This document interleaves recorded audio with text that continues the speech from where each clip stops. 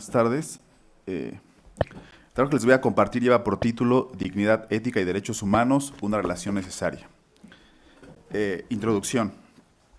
En todos los tratados de derechos humanos, tanto regionales como internacionales, la dignidad ocupa un lugar central. Sin embargo, nada se dice de lo que es y qué relación guarda con los derechos humanos. Mi postura es que existe una relación necesaria entre derechos humanos y dignidad. La dignidad ética es el fundamento de los derechos humanos. Para construir la dignidad ética, tomo como punto de partida la ética kantiana. Muestro que la exigencia de respeto a la dignidad ética equivale a lo que Arendt denomina derecho a tener derechos. La originalidad de este trabajo reside en proponer una dignidad ética como fundamento de los derechos humanos y mostrar cómo esa dignidad se configura en un derecho a tener derechos. La estructura del trabajo es la siguiente. Empezaré por aludir a algunos tratados, tanto regionales como internacionales de derechos humanos, donde se establece la relación entre dignidad y derechos humanos, para poner de manifiesto que en ellos no se explica la naturaleza de esa relación. Posteriormente, reflexionaré sobre el concepto de dignidad ética en Kant. A continuación, argumentaré sobre la relación necesaria entre derechos humanos y dignidad. Finalmente, estableceré la equivalencia entre dignidad ética y derecho a tener derechos. El primer apartado se denomina la dignidad en tratados de derechos humanos. En instrumentos internacionales y regionales sobre derechos humanos es una constante la referencia a la dignidad humana, como un medio implícito o explícito para su fundamentación. Sin embargo, en ningún instrumento se explica cuál es su significado. Lo que queda claro a partir de esas referencias persistentes es que existe entre dignidad y derechos humanos una relación necesaria. El concepto de dignidad humana se remonta a periodos anteriores a 1945. Sin embargo, la idea aquí es limitarlo a ese momento histórico por ser un referente fundamental, en tanto que genera un impacto crucial en el discurso sobre los derechos humanos, pues a partir de entonces, en buena medida, la atención se vuelca hacia ellos como mecanismos cuya misión es frenar acontecimientos como los ocurridos en la Segunda Guerra Mundial y proteger al ser humano. En la Declaración Americana de los Derechos y Deberes del Hombre de 1948 se pone de manifiesto que la dignidad es una y la misma para cada ser humano, es decir, no existen diferentes tipos de dignidad, sino solo una que se manifiesta en cada sujeto. En la Carta Africana sobre los Derechos Humanos y de los Pueblos de 1981 se destaca que la dignidad es considerada como condición de posibilidad para la realización de los pueblos africanos. La dignidad es una cuestión ligada a los pueblos y no de forma inmediata a cada sujeto, aunque se puede inferir que por extensión también se refiere a cada persona. La dignidad es esencial para la realización de los pueblos, en tanto que el ser humano solo se puede desarrollar en el interior de su comunidad. En la Carta de las Naciones Unidas de 1945 se plantea que tanto hombres y mujeres gozan de los mismos derechos, pero además tienen dignidad en condiciones de igualdad, y que las naciones tienen un firme compromiso para garantizar el respeto de los derechos humanos y la dignidad. En base a la Declaración Universal de los Derechos Humanos del 48, el Pacto Internacional de los Derechos Económicos, Sociales y Culturales del 66 y otros tratados internacionales, en base a ellos podemos afirmar que la dignidad está íntimamente unida al valor de cada persona y que en ese sentido la dignidad alude a lo valioso de cada sujeto. Un análisis general de todos los tratados antes mencionados, atendiendo a sus preámbulos, prioritaria, aunque no exclusivamente, conduce a las siguientes consideraciones. La dignidad humana es una y la misma para todos los seres humanos, independientemente de su raza, idioma, sexo, religión, y por tanto es igual para todos. La dignidad está íntimamente relacionada con los derechos fundamentales del ser humano, porque constituye su principio, para ser más precisos, su principio ético. Es una máxima que no puede ser respetada solo en algunos momentos, sino que se mantiene en todo momento y para todos. La diferencia más grande entre los tratados antes mencionados surge al comparar la Carta Africana con los demás, en tanto que reconoce la dignidad como esencial para la realización de los pueblos, mientras que los otros tratados ubican la necesidad de la dignidad como condición para que el ser humano logre su pleno desarrollo como individuo. En esos tratados predomina la perspectiva metafísica de la dignidad. La dignidad metafísica se presenta como una y la misma de todos los seres humanos. La dignidad es una cualidad exclusiva de los seres humanos que los distingue del resto de los seres en el mundo. Esa cualidad no se trastoca en ningún sentido por las acciones realizadas por cada sujeto. Esta noción se funda en la idea de que es posible un acceso a la naturaleza metafísica del ser humano, en lo que subyace en él más allá de las apariencias. La dignidad metafísica es inalienable, no es posible efectuar ningún tipo de diferencia entre los seres humanos en razón de su dignidad, porque todos son igualmente dignos. Esta visión convierte a la dignidad en permanente e inmutable y en ese sentido la sitúa en un nivel superior respecto del comportamiento de cada sujeto. Segundo apartado, la dignidad ética en Kant. La transformación histórica del término dignidad consta fundamentalmente de tres fases. En esto cito en gran medida lo que plantea Menke. En la antigüedad romana se refería a la posición especial de una determinada personalidad en la vida pública. Aquí la dignidad se da en función de los cargos públicos que se podía ocupar. La teología medieval transfiere esa posición especial a todo ser humano, en tanto que creación divina. Por último, en el Renacimiento, con Pico de la Mirándola, en conjunción con la Ilustración kantiana, se logra consolidar el concepto de dignidad universalista secularizado, liberado de la fundamentación teológica. Es justamente esta fase de la dignidad la que aquí ocupa un lugar central. La dignidad ética se construye desde la filosofía de Kant. En la ética kantiana, la cuestión del deber ocupa un lugar central, puesto que conduce a la diferencia entre actuar conforme a deber y actuar por deber. Actuar por deber implica hacerlo aunque las adversidades sean infinitas, e incluso actuar aunque no se tenga ninguna inclinación para hacerlo de ese modo. Actuar por deber implica una interiorización del deber. Por el contrario, actuar conforme es hacerlo por cumplir con el deber, porque así lo establece la sociedad. En la crítica de la razón práctica, la diferencia entre obrar conforme a deber y por deber consiste en que el actuar por deber es moverse en el marco de la moralidad, es decir, en que la acción se haga por deber. En cambio, obrar conforme a deber implica moverse en el marco de la legalidad. Una acción realizada por deber tiene que excluir por completo el influjo de la inclinación egoísta de actuar buscando el interés propio y dejar de lado la posible búsqueda del reconocimiento de los otros por las acciones realizadas. Un hombre que decide ayudar a otro, si realmente quiere actuar por deber, debe renunciar a todo intento de reconocimiento por parte del otro. Solo las acciones realizadas por deber poseen un verdadero valor moral. El deber aparece como la necesidad de una acción respecto a la ley moral. Obrar por deber implica querer que la máxima que dirige mis acciones morales se convierta en ley universal. Cito a Kant. Ser real en las relaciones de amistad no podría dejar de ser exigible a todo hombre, aunque hasta hoy no hubiese habido ningún amigo leal. Porque este deber reside, como deber, en general, antes de toda experiencia, en la idea de una razón que determina la voluntad por fundamentos a priori. Fin de la cita. El proyecto kantiano consiste en fundar la moral a priori en la razón y en ese sentido rechazar la fundamentación desde la experiencia. Cito acá nuevamente: la representación de un principio objetivo en tanto que es constitutivo para la voluntad, llámese mandato de la razón, y la fórmula del mandato, llámese imperativo categórico. Fin de la cita. Todos los imperativos se expresan por medio de un deber ser y muestran la relación de una ley objetiva de la razón con la voluntad. Son fórmulas para expresar la relación entre las leyes objetivas del querer en general y la imperfección subjetiva de la voluntad humana. Los imperativos en general son fórmulas de la determinación de la acción que es necesaria según el principio de una buena voluntad. Los imperativos categóricos son fines en sí, se obtienen a priori y son los únicos que expresan la ley práctica. Las leyes de la voluntad, además de estar en total conformidad con la ley, finalmente son necesarios. La primera fórmula del imperativo categórico es: obra según una máxima tal que puedas querer al mismo tiempo que se torne ley universal. Es importante notar que en la crítica de la razón práctica, Kant reconoce al imperativo categórico como la ley fundamental de la razón pura. Pensemos el imperativo categórico desde los derechos humanos. En la actualidad vivimos una violación sistemática de los derechos humanos. ¿Cómo modificar esa situación? De entrada, me parece clave reconocer que la positivación de los derechos humanos no basta. Aunque sabemos que filósofos como Norberto Bobbio y otros teóricos importantes sostienen que sí. No basta elevar los derechos humanos al rango de declaración, pacto, convención o tratado. Si bien es cierto que generar una legislación al respecto contribuye para su protección y defensa, también lo es que el aspecto jurídico resulta insuficiente. En este punto es donde la idea del imperativo universal cobra vigencia e importancia.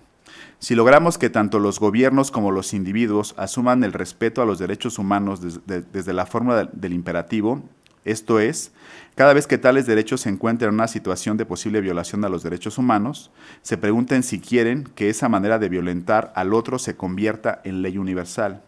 Seguramente la respuesta será que no, pues de otro modo implicará que en algún momento esa misma acción ocurrirá a quien en determinado momento la aplica a otro. Por supuesto que en ese caso se estaría actuando conforme a deber, esto es, se estaría pensando en buena medida en el propio beneficio o el temor. Es claro que el ideal sería que se actuara por deber, es decir, reconocer, por ejemplo, que la tortura es un mal en sí mismo. El deber es un concepto que debe contener significación y legislación real sobre nuestras acciones. No puede contenerse más que en imperativos categóricos. Aquí se pone de manifiesto el nexo necesario entre el imperativo categórico y el actuar por deber. El deber surge como una necesidad práctica incondicionada que vale para todo ser racional y es la ley de todas las voluntades humanas. No se trata para nosotros de admitir fundamentos de lo que sucede, sino leyes de lo que debe suceder. Aun cuando ello no suceda, nunca, esto es, leyes objetivas prácticas, nos dice Kant. Entre el deber y el imperativo categórico y el reino de los fines existe una profunda relación. Al actuar por deber, realizo de forma plena el imperativo categórico, pero ese imperativo se concreta toda vez que reconozco que el ser humano es siempre un fin en sí mismo. Dicho en otras palabras, cada vez que atento contra un derecho humano, pensemos en el derecho a la vida, estoy considerando al ser humano como medio y no como fin. Cito a Kant. Los seres racionales llámanse personas porque su naturaleza los exige ya como fines en sí mismos, esto es, como algo que no puede ser usado meramente como medio, y por tanto limitan en ese sentido todo capricho y es un objeto del respeto. Fin de la cita. Las personas son fines objetivos, pues su exigencia en sí misma es un fin, por lo tanto, no puede ponerse ningún fin para el cual debieran servir ellas de medios. El fundamento del imperativo categórico es la naturaleza racional existente como fin en sí mismo. El imperativo categórico no se deriva de la experiencia porque es universal y no hay experiencia que alcance tanto. Kant plantea, obra de tal modo que uses la humanidad tanto en tu persona como en cualquier otro, siempre como un fin al mismo tiempo y nunca solamente como un medio. Me voy a adelantar un poquito. Para Kant, la moralidad se refiere a la relación de toda acción con la legislación. Esa relación posibilita el reino de los fines. Solo cumpliendo con el deber que surge el imperativo categórico, se realiza el reino de los fines. En el reino de los fines, que esta es como la parte fundamental del planteamiento de Kant, todo tiene un precio o una dignidad. Aquello que tiene un precio puede ser sustituido por algo equivalente. En cambio, lo que se halla por encima de todo precio y por tanto no admite nada equivalente, eso tiene dignidad. Lo que plantea Kant en última instancia es que los seres humanos al tener dignidad pues somos absolutamente insustituibles, ¿no? Tercer apartado, dignidad ética, fundamento de los derechos humanos. Fundamentar o no fundamentar los derechos humanos. Mi postura es que resulta esencial fundamentar los derechos humanos. No es éticamente correcto defender una idea sin tener los argumentos suficientes para hacerlo. Lo propio del ser humano y con mayor rigor del filósofo es la razón, la capacidad de argumentar. No podemos renunciar a eso, hacerlo implica renunciar a nuestra condición de seres humanos. Fundamento es aquello que sostiene algo más, aquello sin lo cual no es posible construir ninguna otra cosa cuyo ser no sea autosuficiente. Si la dignidad humana es la causa esencial de los derechos humanos, prescindir de ella en el discurso sobre su defensa significa dejarlos sin fundamento. Reducirlos a su mera positivación y a riesgo de que posibles circunstancias históricas puedan despositivarlos. La relación entre dignidad y derechos humanos es de dependencia, no de interdependencia. Los derechos humanos dependen de la dignidad. Aunque los derechos humanos sean violados sistemáticamente, la dignidad no ve alterada su esencia en el sentido de que no deja de ser fundamento, pues en tanto que tal es la justificación racional de los derechos humanos. La dignidad ética se relaciona con los derechos humanos sin que eso implique pensar que se trata de equivalentes. La dignidad y los derechos humanos guardan una relación necesaria en el sentido de que el fundamento está en la base de lo fundamentado, pero no a la inversa. La dignidad es el fundamento en un sentido personal y comunitario. En el primer caso se refiere a la exigencia de que cada ser humano sea tratado como fin. En el segundo hace referencia a la necesidad de reconocer que al atentar contra la dignidad de otro ser humano, estoy atentando contra la propia. Ser tratado de manera digna implica que se respeten los derechos humanos de cada persona. Ser tratado indignamente supone un atropello constante a esos derechos. Aquí me parece esencial considerar algunos planteamientos de Arendt que permiten entender de modo más claro la relación entre dignidad y derechos humanos. Cito a Arendt: llegamos a ser conscientes de la existencia de un derecho a tener derechos, y esto significa vivir dentro de un marco donde uno es juzgado por las acciones y las opiniones propias, y de un derecho a pertenecer a algún tipo de comunidad organizada. Fin de la cita. El derecho a tener derechos significa fundamentalmente mantener los derechos humanos, aun en el caso de no tener una ciudadanía. En ese sentido, el derecho a tener derechos se equipara a la idea de dignidad ética, pues al privar a una persona de sus derechos humanos se le está tratando como medio. Esto me lleva a plantear que los derechos humanos están por encima de los derechos ciudadanos, en el sentido de no perderse aun en el caso de estar privado de una ciudadanía. El fundamento es independiente de lo fundamentado, que, cito nuevamente a Arendt, el hombre así puede perder todos los llamados derechos del hombre sin perder su cualidad esencial como hombre, su dignidad humana.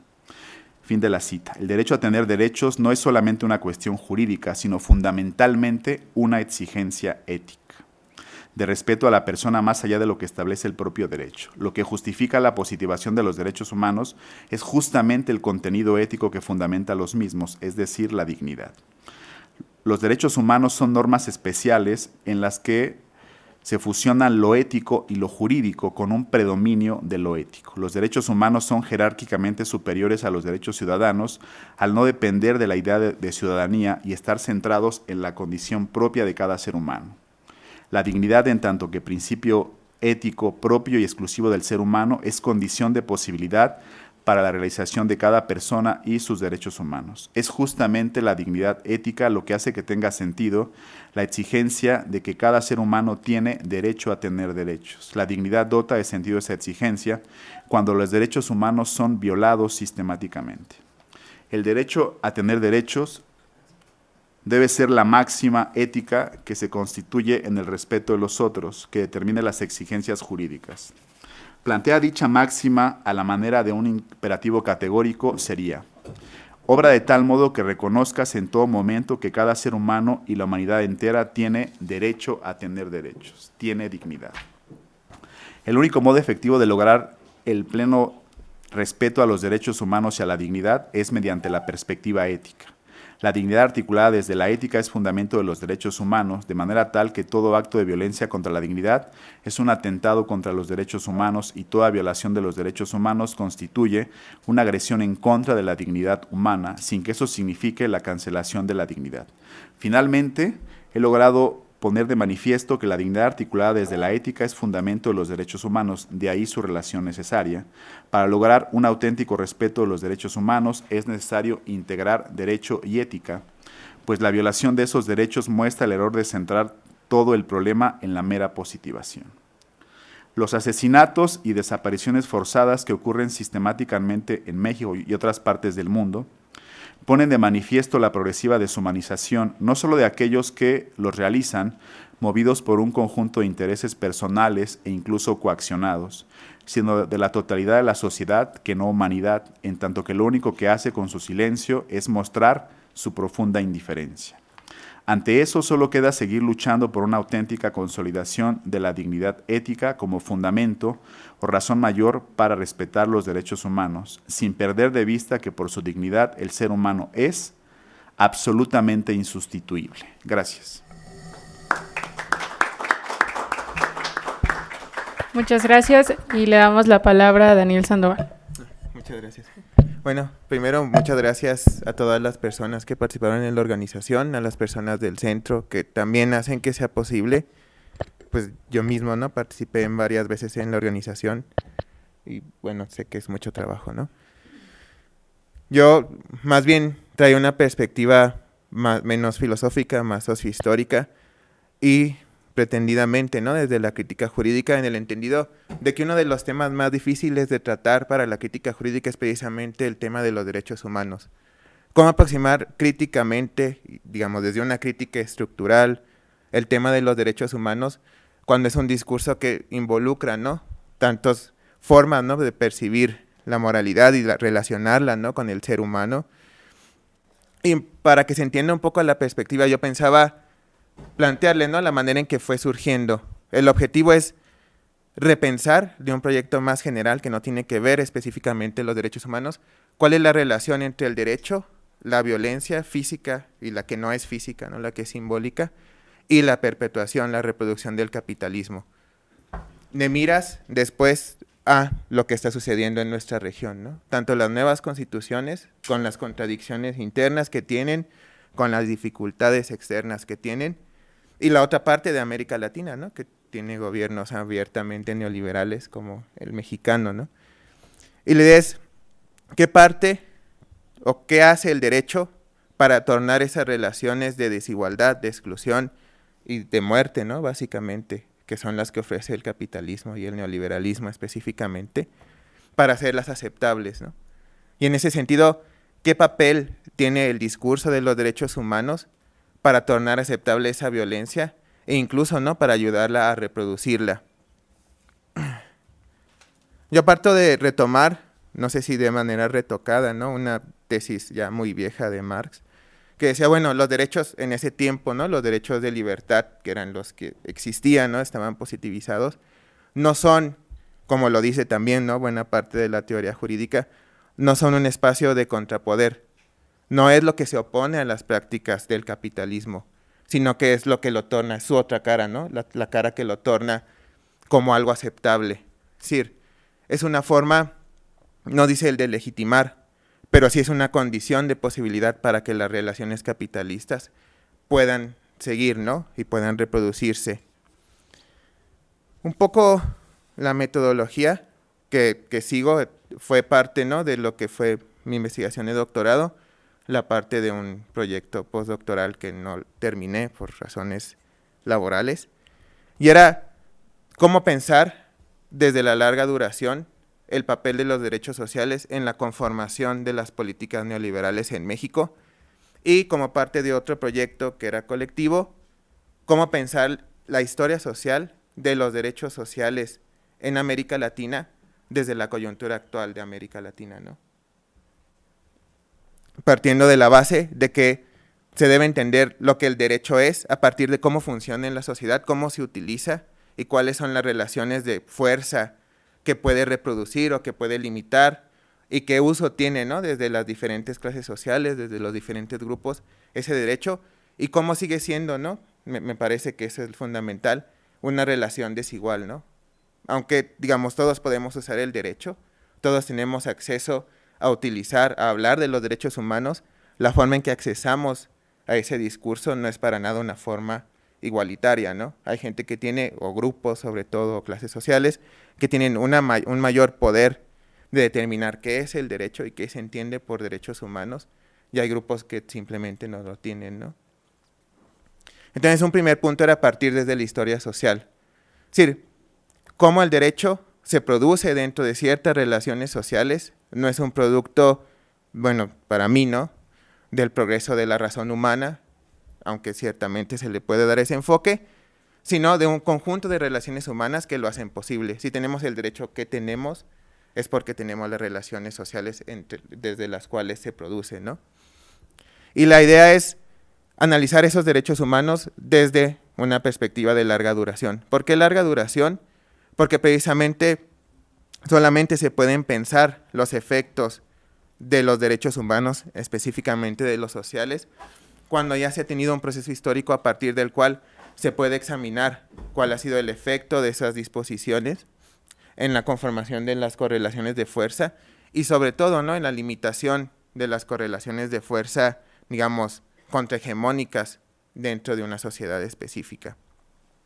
En cuanto al tema, digamos, de las categorías jurídicas, yo retomo una que creo que buena parte, ¿no?, de la crítica jurídica también retoman, no todos, pero creo que buena parte, que es una categoría que tomamos de Óscar Correas, que es el sentido ideológico del derecho. Es decir, el derecho, ya se ha dicho y no es nada nuevo, no contiene solamente normas jurídicas, contiene un discurso que hace aceptable no solamente esas normas jurídicas, sino porque hay que obedecerlas, ¿no? Que de alguna manera nos predispone a pensar que el derecho no solamente es derecho y que no solamente es obligatorio porque hay una sanción vinculada a él, sino que además es bueno obedecerlo, ¿no? Y cuando se piensa que es bueno obedecerlo, de alguna manera también se piensa que es bueno obedecer la sociedad en la que se vive, ¿no? Puesto que el derecho se produce generalmente desde el poder, ¿no? Tiene una relación inseparable con el poder político y sobre todo en una sociedad dividida en clases. Entonces, esa categoría es fundamental para repensarlo. La otra es pensar el derecho como desposesión. Ya se ha hablado, ¿no?, del digamos, de la reproducción del capitalismo por desposesión. El derecho ciertamente, como cualquier sistema, ¿no?, de conocimientos, digamos, especializados a los cuales no se tiene acceso de forma igualitaria, también corresponde una forma de desposeer a las personas, a las comunidades y a los pueblos, de maneras específicas de resolver sus conflictos, de una manera que, digamos, a lo largo de los siglos se ha sido percibida, ¿no?, como una manera, digamos, pacífica o racional, ¿no? Cuando en realidad mi perspectiva es que no tiene nada racional, sí, porque hay diferentes formas de racionalidad, pero no tiene nada de pacífica, ¿no? Inclusive en aquellos casos en los que el derecho se puede, digamos, imponer o cumplir sin acudir a la violencia física. Desposesión, porque para entrar al mundo del derecho, digamos, siguiendo a Bourdieu, no se puede hacerlo, ¿no?, sino desde una perspectiva especializada que requiere un tipo de agentes que solamente se pueden formar en un tipo de instituciones, ¿no?, que son las universidades, públicas o privadas. Las universidades no son, lamentablemente, no son un espacio donde, digamos, las clases populares tengan un acceso principal, ¿no? La UNAM,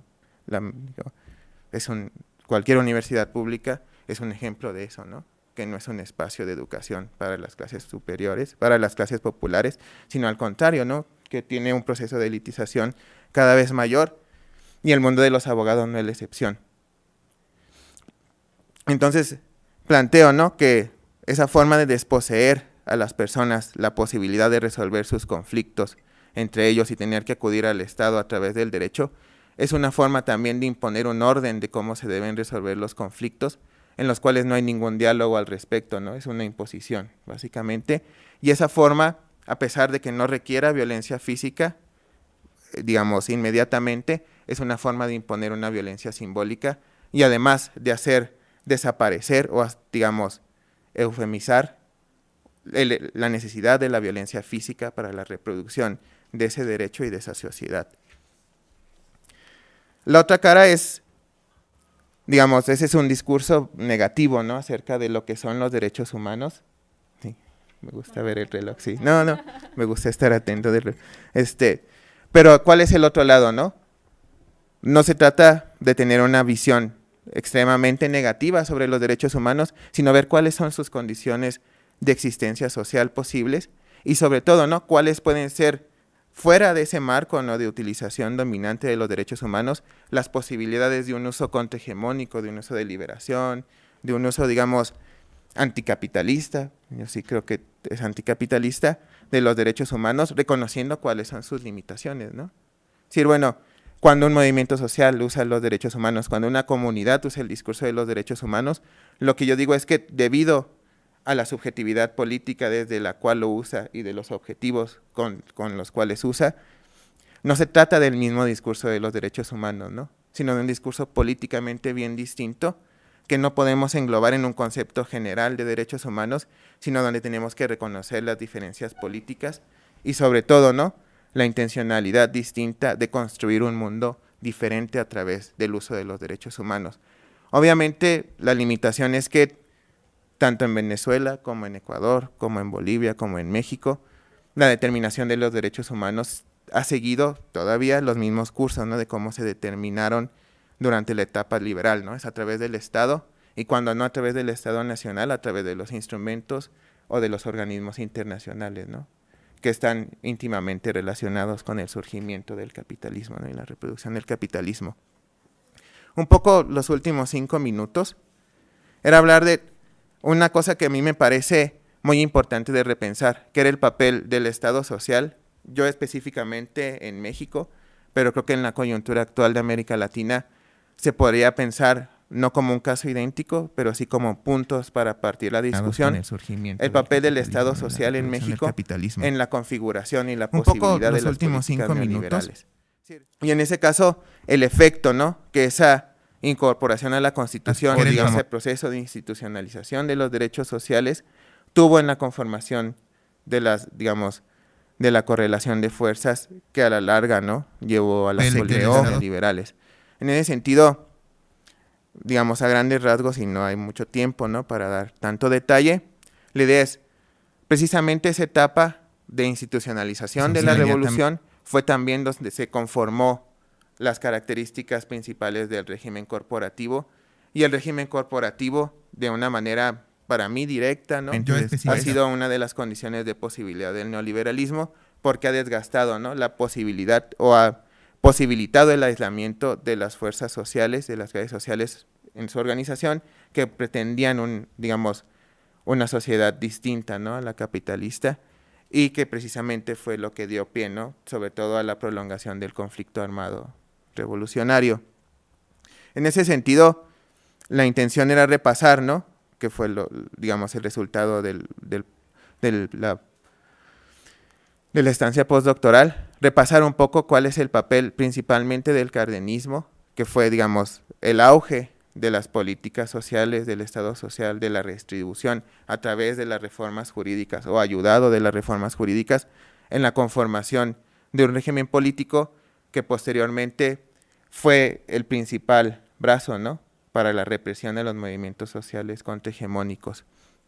Y lo último que quería ver es la posibilidad que tenemos no de trasplantar este tipo de análisis a otras realidades, tanto temporal como geográficamente, como son la boliviana, la ecuatoriana, o inclusive la chilena o la venezolana, sino para pensar que, como decía en la mañana, ¿no?, las constituciones que se crearon ahora son también constituciones de transición, en el sentido de que no han resuelto una correlación y un conflicto de fuerzas y de clases que todavía está disputando qué es la Constitución, ¿no? ¿Qué son los derechos sociales? ¿En qué sentido se incluyen? ¿Cuáles son los derechos humanos que se incluyen en la Constitución? Y sobre todo, ¿con qué perspectiva política se van a interpretar, ¿no? No es, digamos, no es nuevo, ¿no?, que, por ejemplo, los conflictos en Bolivia, tanto las comunidades como el Estado tienen una interpretación distinta, y los dos, de la Constitución, y los dos intentan, ¿no?, digamos, justificarla dentro del texto y dentro del proceso político que han vivido, y sin embargo, los resultados pueden ser bien diversos, ¿no? Por ejemplo, el aumento de la minería y de proyectos extractivos, o de otras políticas, por ejemplo, en Ecuador, de criminalización de la protesta, o bien, ¿no?, el reforzamiento y la, digamos, profundización de la organización de los movimientos sociales para disputar precisamente esa visión hegemónica, ¿no?, de lo que son los derechos humanos y de lo que son las constituciones. Digamos, esta presentación estaba pensada más para entablar una discusión acerca del papel de los derechos humanos y de los derechos sociales en la reproducción del capitalismo. Y aquí concluiría. Gracias.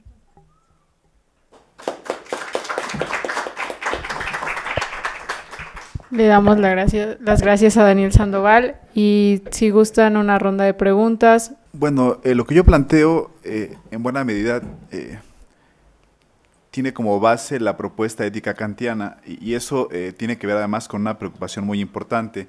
En todos los discursos de derechos humanos que encontramos, en todos los tratados internacionales, en nuestra propia Constitución, la dignidad aparece una y otra vez, pero creo que una de las ausencias fundamentales es que pues nunca se explica qué es lo que se entiende por dignidad. Yo, siguiendo a Kant, lo que plantearía, y sé por supuesto que es una propuesta que puede ser muy discutible, además a mí me parece que de ese modo se recupera uno de los aspectos fundamentales de la filosofía kantiana que se ha, digamos, condenado un poco al olvido. Yo diría que fundamentalmente por ignorancia. Eso no implica que no tenga limitaciones, por supuesto que las tiene. Yo lo que diría, siguiendo a Kant, es que pues la dignidad pues es fundamentalmente un principio que se manifiesta en todo ser humano y que contiene dentro de sí la exigencia de respetar la dignidad del otro. Y por eso esta recuperación del imperativo categórico, porque el imperativo categórico básicamente plantearía pues esta exigencia de respetar la dignidad del otro, reconociendo que todos tenemos dignidad, de modo tal que pues en última instancia esta dignidad se convierte en un principio ético que nos distingue de cualquier otro ser. En resumidas cuentas sería eso. La única forma de garantizar su ejercicio es colectivamente, y muchas veces hacerlo de tal manera que afecte también los derechos que puedan tener otras personas también, ¿no? Digo, estoy pensando en la Argentina cuando hablamos de dignidad y lo decimos de esta manera como vos lo expresabas, el derecho a tener derechos, estamos pensando en un derecho que llama a los otros derechos y estamos pensando concretamente en la protesta social. Me parece que la protesta social o la dimensión colectiva, digamos, de la expresión, de la libertad de expresión o la actualización de la libertad de expresión o el activismo cívico, ponerle el nombre que vos quieras, digamos, es la oportunidad justamente de hacer valer los derechos y muchas veces digo, esa manera, muchas veces la protesta social está afectando también otros derechos, ¿no? de otros actores. Nada, eso me parecía que no habría que cargar la dignidad a la cuenta, digamos, no habría que hacer la dignidad un principio de una mera declaración, ¿no? Cargarlo a la cuenta de la almohada, que cada uno tenga que rendir a la noche cuentas sobre cómo se ha comportado, sino me parece que habría que pensar también la dimensión colectiva de la dignidad, sobre todo tratándose de derechos humanos para sustraerlo de una agenda liberal, ¿no? Claro, sí, al respecto lo que señalaría serían dos cosas. Primero, yo parto de una concepción de los derechos humanos en donde pues hay un entramado, digamos, de aspectos éticos y de aspectos jurídicos. Lo que creo que vimos en la actualidad pues es un predominio de lo jurídico sobre lo ético. Yo lo que propongo en gran medida es, digamos, una vuelta a lo ético, una vuelta a la dignidad. Y lo que creo es que en gran medida eso puede ayudar a solucionar este problema de violación sistemática de los derechos humanos. ¿Por qué? Porque hay una diferencia fundamental entre pues, el derecho y la ética, y es que la ética incorpora esta necesidad de cumplir con las normas porque se tiene la convicción de cumplir con las normas, mientras que en el ámbito de lo jurídico basta cumplirlas. Ajá. Y esa pues además es una distinción además clásica del propio Kant también. Por otro lado, estaría de acuerdo en de que esta idea de dignidad tiene que ver con una dimensión subjetiva, pero no solo una dimensión subjetiva, sino también una dimensión comunitaria. Cuando Plan plantea esta idea del imperativo categórico y esta idea de preguntarnos cómo vamos a actuar y si queremos que eso se convierta en una norma universal, es decir, en una manera en que nos comportemos todos y cada uno de nosotros, creo que ahí se presenta la dimensión comunitaria. Esto de la manera en que tú trates a los otros será la manera en que tú mismo serás. Creo que se incorpora esta dimensión comunitaria y por eso me parece que sigue siendo vigente la propuesta de Kant. Mi pregunta es para Daniel Sandoval. Hablabas de que el derecho de acceso a los derechos humanos no es igualitario. ¿Cómo podríamos cómo podríamos generar una menor desigualdad? Ya tenemos, por ejemplo, ya la Constitución y ya están positivizados los derechos humanos. ¿Qué otra herramienta o cómo podríamos aperturar estos derechos humanos pues para todos? Sí, la primera es, de acuerdo a lo que yo pienso, ¿no? Esta desigualdad no es producto en sí del derecho, ¿no? Del derecho en general, sino del derecho que tenemos, la sociedad que tenemos, ¿no? Y en ese sentido, digamos, hay un conjunto que creo, ¿no?, de posibles estrategias que pasan tanto por lo jurídico como exigencia de derechos, de una interpretación distinta, que también es necesario ejercer esa vía, pero también de organización social, ¿no? Cuando pueda, ese derecho va a cambiar y va a ser menos desigual cuando la sociedad también sea menos desigual. Y en ese sentido, digamos, tiene limitaciones utilizar el derecho, pero debe ir acompañado, ¿no?, de una, digamos, aumento, no sé, potenciación de las fuerzas sociales que buscan cambiar, ¿no? Se piensa que es como la buena fe del legislador que ha impulsado la creación de estos derechos o de los empresarios, no sé, en su responsabilidad social empresarial, pero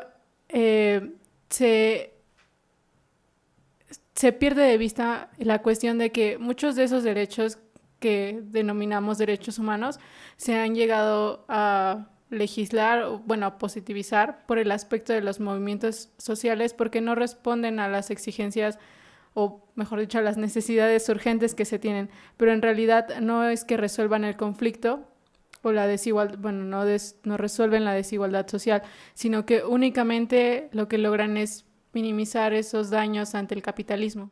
Me parece a mí, y estoy muy de acuerdo con el compañero, nuestro invitado, que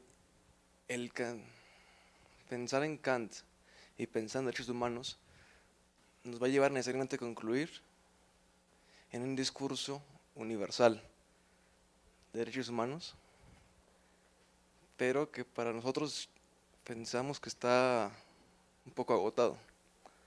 ¿Por qué? Porque cada comunidad estaría obligada a pensar en el mismo discurso de derechos humanos. Esto es en el discurso europeo ilustrado de derechos humanos. Entonces una comunidad indígena, una comunidad en la India, una comunidad en Asia, una comunidad en África, tendría que montarse en ese mismo discurso.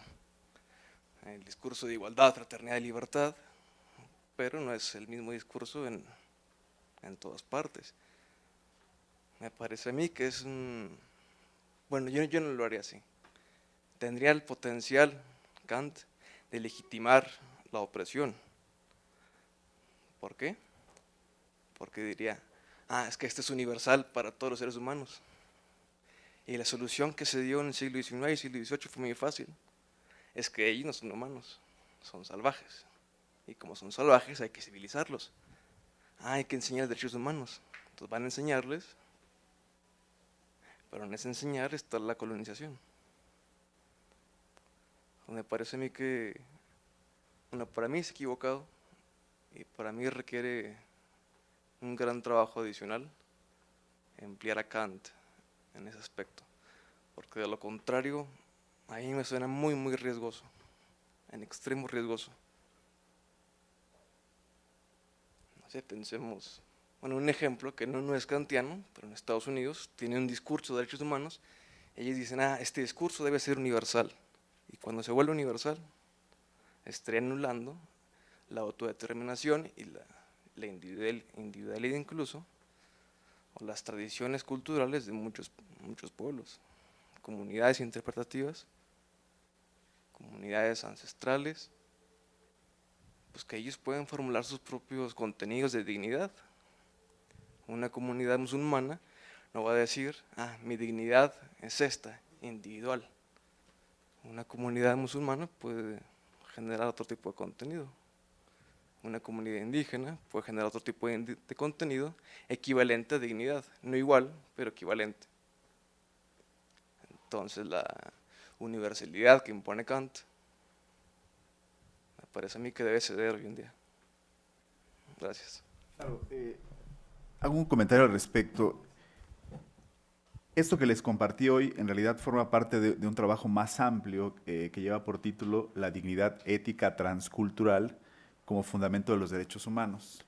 Y justamente esta cuestión de lo transcultural creo que da respuesta a lo que estás planteando. Esta cuestión de lo transcultural básicamente lo construyo tomando como método de trabajo la hermenéutica analógica propuesta por Mauricio Beuchot y recuperando justamente la categoría de transcultural de Luis Villoro. Y ahí justamente cuando hablo de una dignidad ética transcultural, lo que estaría planteando es que no es que en todas las culturas encontremos el mismo contenido de lo que es la dignidad, pero sí implicaría reconocer que la dignidad está presente en todos esos horizontes culturales y puede servir como un valor que permita establecer ciertos principios esenciales para el funcionamiento de toda cultura. Y esta idea de lo transcultural supone también una crítica a estas nociones universalistas que intentan imponer un conjunto de discursos sobre los otros, porque sí, o por la fuerza, que es peor todavía. Bueno, no sé, una pregunta. Cuando hablas, por ejemplo, de dignidad, tú lo piensas como, digamos, parto, ¿no?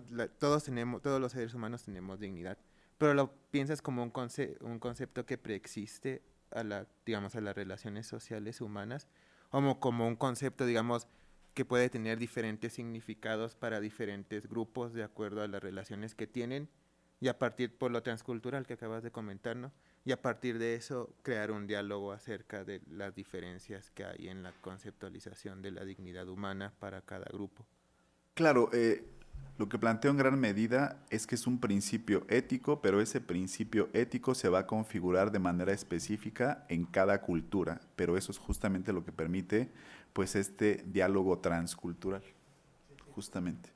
Sí, y en ese sentido, no es que ya se tenga, digamos, una concepción previa de lo que es la dignidad, sino que en gran medida esa se va a ir construyendo un poco en función de lo que tú dices, a partir de las relaciones concretas que se van a ir generando en.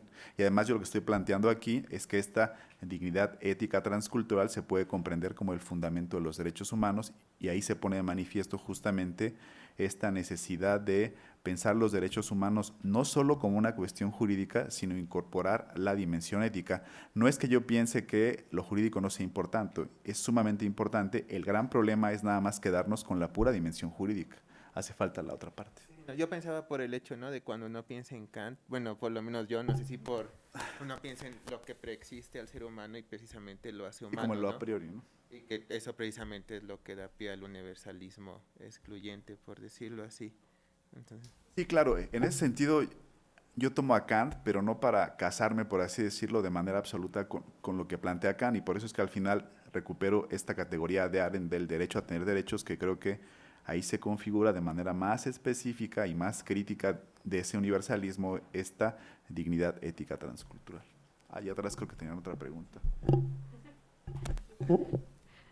Sí, bueno, a mí Adelante. también me parece algo riesgoso esto de tratar de incorporar la ética kantiana a un discurso fundamentador contemporáneo de los derechos humanos, ya sea en Latinoamérica o en cualquier otra parte del mundo, no solo por estas razones históricas, geopolíticas que mencionaban, con las que yo estoy totalmente de acuerdo, sino porque también hay muchas cuestiones epistemológicas que lo impedirían dentro de la misma filosofía de Kant, y que yo creo que si tratáramos de unir este concepto de ética kantiano con la transculturalidad, habría que encontrar una forma de sortear todos estos problemas epistemológicos, que hasta eso yo no creo que sea imposible, porque el primero de ellos es que hay que recordar que la ética kantiana se caracteriza porque en ella todas estas características que como tú mencionabas en tu caracterización de los premios de las declaraciones de los derechos humanos, se dan como esto que excede todo caso empírico y como esto que permanece inmutable ante todo caso empírico.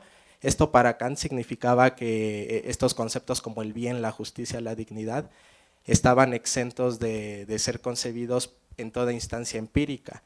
Podían ser pensados, pero no se podía intuir el contenido que estos conceptos ostentaban. Esta era la diferencia de Kant entre la razón teórica y la razón práctica, tú lo sabrás. De eso se dan dos conclusiones. La conclusión de Kant, que al final Kant salvó el bien, la justicia, la dignidad, a través de su teoría del sujeto trascendental, que partía de la concordia de las facultades, sabemos esto, pero hay una interpretación completamente radical, que fue la interpretación que dieron Lacan, Derrida, Deleuze, que dijeron que la conclusión verdaderamente kantiana era otra, porque Kant lo que nos mostraba, y que podría ser proemio de una definición completamente moderna de la ley y de una definición completamente crítica de la ley, es que a la ley siempre se le sustrae el objeto que verdaderamente encarna, porque toda norma apela a un sentido de justicia universal que está imposibilitado de ser objeto de la experiencia. Esto es lo que en la filosofía de Derrida es el terror, el punto culminante y racional que funda toda racionalidad posterior. Y precisamente para Derrida esta característica del terror como centro permanente de la ley indisasociable nos permite una manera de pensar la ley de manera distinta, porque usualmente se considera que la relación entre el terror y la ley es completamente contingente. El terror se da como fundamento de la ley únicamente cuando ésta falla, cuando ésta se le escapa. Y lo que nos permiten estas perspectivas, partiendo del mismo Kant, pero a la vez renunciando a gran parte de la filosofía de Kant, incluso renunciando a la ética misma, sería esta, de que si nosotros nos atenemos a estos conceptos de dignidad. Por ejemplo, fue la crítica hegeliana de que la teoría del sujeto trascendental apelaba a una concordia de las facultades entre la sensibilidad, la razón, y que esto a final de cuentas nos reduce a una imagen del pensamiento que se considera a sí misma como universal y como única. Entonces yo vería la única forma de tratar de reconciliar el pensamiento kantiano con una transculturalidad o con un proyecto verdaderamente contemporáneo crítico de la ley, podría ser a través de estas interpretaciones ya post-kantianas que se alejaron radicalmente de lo que al final concluyó Kant, que encontramos en Lacan, en Derrida, en Deleuze. Creo que sí, nadie duda de la importancia de una fundamentación hermenéutica y racional de los derechos humanos. Pues de hecho, buena parte de la teoría jurídica hegemónica pues está metida en ese intento de una fundamentación racional de los derechos humanos, que de todas maneras, bueno, el compañero trataría de hacer una separación de lo jurídico y lo ético, pero si lo miro un poco más de cerca, yo creo que a lo mejor no estarían tan separados como él piensa, ¿no? O sea, se nos ha presentado la idea de una legalidad positiva que se opondría a los derechos humanos, pero una fundamentación racional de los derechos humanos de corte kantiano, como el que está planteando, fundado en la idea de la dignidad, pues no tendría sentido si no se plantea pues como fundamento de una forma de organización social, como un fundamento de una relación de mando de obediencia, ¿no? Como una relación jurídica. Por más injusto o justo, universal o particular que sea, es que la instancia de aplicación de los derechos humanos conlleva primero una relación de mando de obediencia y además conlleva la sujeción del discurso de los derechos humanos dentro de la lógica capitalista, dentro de la lógica del intercambio comercial, del intercambio del mercado. Entonces, yo vería que el análisis que busca separar la ética de lo jurídico está pasando por alto cuáles son las instancias y sujetos a partir de los cuales se establece la relación, una relación de derechos, ¿no? O sea, una relación de derechos no existe porque yo tenga derechos, sino porque yo puedo acudir a una instancia estatal jurídica a la que todos acordamos, porque esa instancia va a cumplirme mis derechos y yo puedo realizarlos en la medida en que esa instancia exista. Pero también es posible pensarla por fuera de esa instancia, y eso es lo que no se está tomando en cuenta en la ponencia que nos plantea el compañero Víctor Ignacio, porque, bueno, ¿la estamos refiriendo al Estado o no? ¿Le estamos refiriendo a la sociedad o a quién se está refiriendo o a qué sociedad se está? Más allá del problema de los universales, está el problema que los derechos humanos, como si los pensamos de una perspectiva jurídica, implican una relación de mando de obediencia, implican la aceptación de una forma de poder, implican la aceptación de una ideología y de un conjunto de legalidad. Tal vez lo ético se contraponga a lo jurídico no tanto como una contraposición lógica, sino como una contraposición o formal, sino como una contraposición real en el terreno de las relaciones sociales, ¿no? Entonces, a quien cabría una fundamentación de los derechos humanos no sería tanto a las ideas o al sentido o a la hermenéutica, sino a las fuerzas sociales mismas que están poniendo en juego sus principios o sus aspiraciones o sus ideas del mundo, ¿no? Okay. Gracias, Jaime. ¿Alguno de los dos quiere contestar o quién primero? Aquí. Bueno, Adelante. voy a retomar la última parte, ¿no? Que decía si existe un espacio para los derechos humanos fuera del Estado. Yo creo que, digamos, hay todo un debate, ¿no? Bueno, tú conoces el tema, por ejemplo, del pluralismo jurídico, que muchos decimos, bueno, es también derecho, ¿no? Solo que, digamos, el universalismo moderno, capitalista, implica que nosotros pensamos derecho, pensamos Estado. Y pensamos Estado, pensamos un Estado específico, ¿no? Que es en el que vivimos todas las sociedades hasta hoy, ¿no? Incluyendo la cubana. Entonces, si hay forma de pensar los derechos humanos desde fuera del Estado, yo creo que sí, ¿no? Pero además yo diría que lo que sería más importante sería pensar en otra cosa que no sean los derechos humanos, donde también se satisfagan necesidades materiales, ¿no? Y culturales e intelectuales, y que a lo mejor no hemos encontrado un nombre, pero que, por ejemplo, yo creo que una comunidad no dice yo tengo derechos humanos a esto, ¿no? Sin tampoco idealizar a las comunidades, hay también una relación de poder compleja que tiene sus problemas, ¿no? Pero digo, eso lo primero. Y lo otro sí, digamos, yo veo que el principal problema, ¿no? De definir qué es un derecho humano, y yo lo veía desde el punto en cómo se disputa la interpretación de ese derecho humano, es que no es algo que esté ajeno al poder político, ¿no? Entendido en sentido amplio, ¿no? Las relaciones de poder que hay. Y que el problema es, bueno, ¿qué es libertad? Pues para por ejemplo, ¿no? En la etapa liberal, para los patrones era una cosa, era poder explotar libremente a los trabajadores, ¿no? Sí. De hecho, libertad de trabajo implicaba eso, ¿no? Bueno, tú tienes derecho a trabajar donde quieras, pero si tú trabajas ahí, no tienes derecho a parar de trabajar. Y obviamente ahora significa otra cosa distinta, pero significa cosas distintas para cada grupo que vea, ¿no? O sea, libertad de tránsito contra libertad de expresión, por ejemplo, ¿no? Que puede ser un problema en la protesta social. ¿Cuál es la definición que finalmente va a ser impuesta a través de la violencia? Bueno, aquí en México no necesita uno ser adivino, ¿no? Para saber cuál va a ser. Y ahí hay una relación, ¿no? De clase y de poder desigual, ¿no? Y no sé si faltó alguna otra. Señalo yo algunas cosas en función de los últimos dos comentarios. Primero, yo le intento presentar una visión, digamos, dogmática de lo que plantea Kant. Por supuesto que asumo varios de los planteamientos que él hace, porque pues me parece que es pues un clásico para pensar esta cuestión de la dignidad, sin que eso implique en ningún sentido que los planteamientos que él hace son infalibles, pero en tanto que clásico pues nos sirve para seguir generando el diálogo. Algunos de los problemas, por ejemplo, fundamentales de este planteamiento es que él construye de la dignidad pues a partir de la razón, dejando de lado la experiencia, pero yo lo que creo es que pues desde esa perspectiva se puede pensar muy bien que, digamos, la propuesta que hace Kant de la dignidad es una especie de cajita vacía que se va a llenar de contenido concreto en función de la manera en que se piensa en cada cultura, y eso es justo, digamos, lo valioso de esa pequeña caja, ¿no?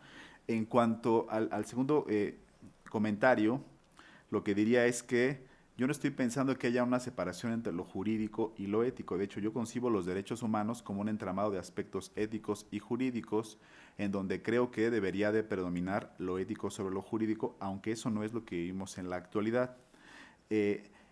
Uno de los aspectos en donde eso se pone de manifiesto pues es en nuestra propia Constitución. Nuestra propia Constitución reconoce derechos y reconoce la dignidad, no los brinda, los reconoce y tiene además la obligación de protegerlos en todo momento, que es otro de los grandes problemas que tenemos en nuestro país, ¿no?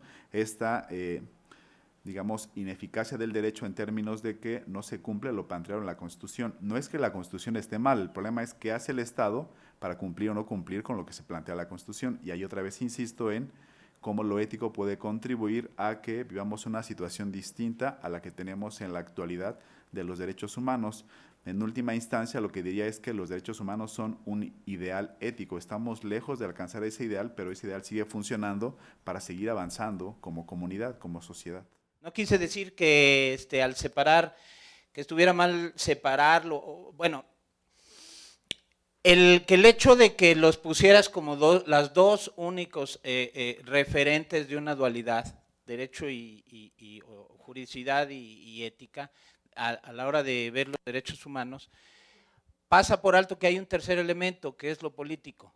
Y por más desarrollado que esté un análisis hermenéutico de los derechos humanos, no se trata de un problema de la mejor fundamentación de los derechos humanos, o sea, porque de hecho lo jurídico y lo ético, como bien dices, van de la mano, siempre están de la mano, pero mejorar la instancia ética no es un acto solamente de razón, eso es yo creo que a lo que vamos, y que el derecho que bien consideraste, el derecho democrático por excelencia, no es un derecho jurídico, sino es un derecho político. El derecho democrático por excelencia es el derecho a contar con derechos, y es un derecho que no se logra por medios jurídicos. O sea, es un derecho que se logra por medios políticos, pues. ¿Gustas decir algo, Daniel? Bueno, sí, yo Sí, me quedé adelante. con, digamos, por ejemplo, cuando usan racional o ético, moral, ¿no?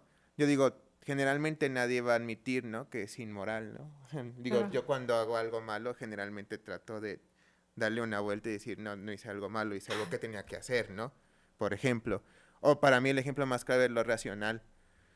Uno de los problemas de definir esas cosas es que generalmente esa definición pide que los demás también la acepten, ¿no? Racional es esto, por lo tanto tú no estás en esta racionalidad y específicamente esa palabra hay un peligro, ¿no? Uno puede ser malo o bueno, pero ser irracional es como básicamente lo coloca fuera de la sociedad, ¿no? Y como algo que puede ser eliminado o que simplemente necesita un tipo de tratamiento que no, digamos, que no es apto para las personas normales, por decirlo así, ¿no? Y en ese sentido, sí, esas palabras, yo entiendo porque además creo que no es algo que yo intente decir, no es necesario ser racional o no, todo tiene una cierta racionalidad, sino discutir la racionalidad desde la perspectiva de que hay distintas, ¿no? Y que eso es una, digamos, una disputa, ¿no? Todo el tiempo. Sí, señalo un par de cosas. Lo primero sería que comparto con ustedes esta idea de que pues la lucha por los derechos humanos es lo que permite construir los derechos humanos y sé que ahí nos tendríamos que tener a pensar qué concepción de los derechos humanos estaríamos planteando. Yo justamente en ese sentido estaría de acuerdo con lo que planteaba Ventura de Sousa Santos en este pensar pues una concepción contrahegemónica de los derechos humanos que implica, entre otras muchas cosas, pues una crítica a toda visión universalista que pues se intenta imponer un conjunto de modelos sobre determinadas comunidades. Respecto al problema de la fundamentación, yo la verdad insisto en que no es una cuestión menor. Yo creo fundamentalmente que no es ético, sin más, defender derechos humanos. Habría que decir por qué se tienen que defender los derechos humanos. No asumir, sin más, de manera acrítica un discurso que ya está dado, sino detenernos a pensar por qué serían importantes en estas tres dimensiones, en lo ético, en lo jurídico e incorporando lo político también. Porque en gran medida lo que ocurre, creo, con los estados, pues en América Latina y el resto del mundo, no en todos, por supuesto, pero en muchos de ellos, simplemente se asume como ya un discurso dado. Es decir, vamos a cumplir con estas normas internacionales, pero no se alcanza a comprender plenamente por qué son importantes. Y ahí creo que el lugar de la fundamentación es clave, aunque sé también que filósofos como Bobbio, por ejemplo, han planteado que no es posible fundamentar. Yo lo que pensaría es que sí, ¿no? Y ahí creo que la filosofía, específicamente la ética, tendría mucho que decir al respecto. Gracias.